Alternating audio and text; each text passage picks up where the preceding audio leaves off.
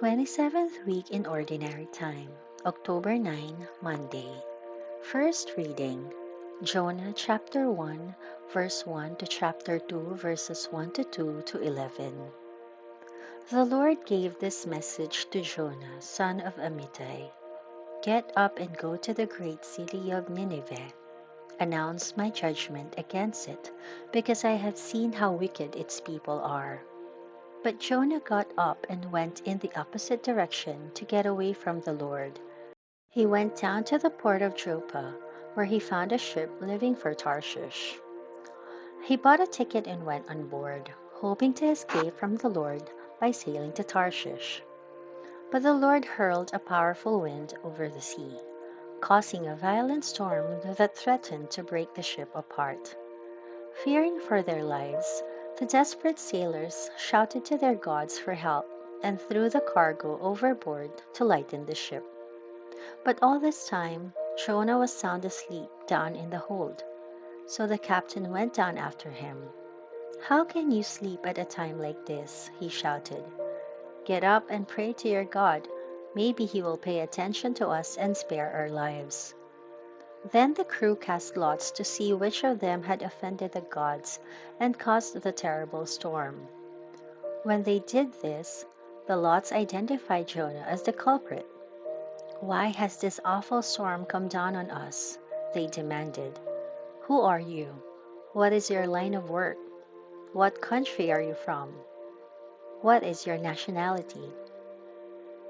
Jonah answered, "I am a Hebrew, and I worship the Lord, the God of heaven, who made the sea and the land." The sailors were terrified when they heard this, for he had already told them he was running away from the Lord. "Oh, why did you do it?" they groaned. And since the storm was getting worse all the time, they asked him, "What should we do to you to stop this storm?" "Throw me into the sea," Jonah said, "and it will become calm again. I know that this terrible storm is all my fault." Instead, the sailors rowed even harder to get the ship to the land, but the stormy sea was too violent for them, and they couldn't make it. Then they cried out to the Lord, Jonah's God. "O Lord," they pleaded, "don't make us die for this man's sin, and don't hold us responsible for his death. O Lord, you have sent this storm upon him for your own good reasons." Then the sailors picked Jonah up and threw him into the raging sea, and the storm stopped at once. The sailors were awestruck by the Lord's great power, and they offered him a sacrifice and vowed to serve him. Now the Lord had arranged for a great fish to swallow Jonah, and Jonah was inside the fish for 3 days and 3 nights. Then Jonah prayed to the Lord his God from inside the fish. He said, "I cried out to the Lord in my great trouble, and he answered me. I called to you from the land of the dead, and Lord, you heard me." Then the Lord ordered the fish to spit Jonah out onto the beach. Gospel, Luke chapter 10, verses 25 to 37. Then a teacher of the law came and began putting Jesus to the test. And he said, "Master, what shall I do to receive eternal life?"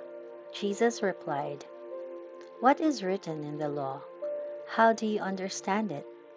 The man answered, "It is written, 'You shall love the Lord your God with all your heart, with all your soul, with all your strength, and with all your mind, and you shall love your neighbor as yourself.'" Jesus replied, "What a good answer! Do this, and you shall live." The man wanted to justify his question, so he asked, "Who is my neighbor?" Jesus then said, "There was a man going down from Jerusalem to Jericho, and he fell into the hands of robbers. They stripped him, beat him, and went off, leaving him half dead. It happened that a priest was going along that road and saw the man, but passed by on the other side. Likewise, a Levite saw the man and passed by on the other side. But a Samaritan also was going that way, And when he came upon the man, he was moved with compassion. He went over to him and cleaned his wounds with oil and wine, and wrapped them in bandages. Then he put him on his own mount and brought him to an inn where he took care of him. The next day he had to set off, but he gave 2 silver coins to the innkeeper and said, "Take care of him, and whatever you spend on him, I will repay when I return." Jesus then asked, "Which of these 3 do you think made himself neighbor to the man who fell into the hands of robbers?" The teacher of the law answered, "The one who had mercy on him." And Jesus said, "Then go and do the same."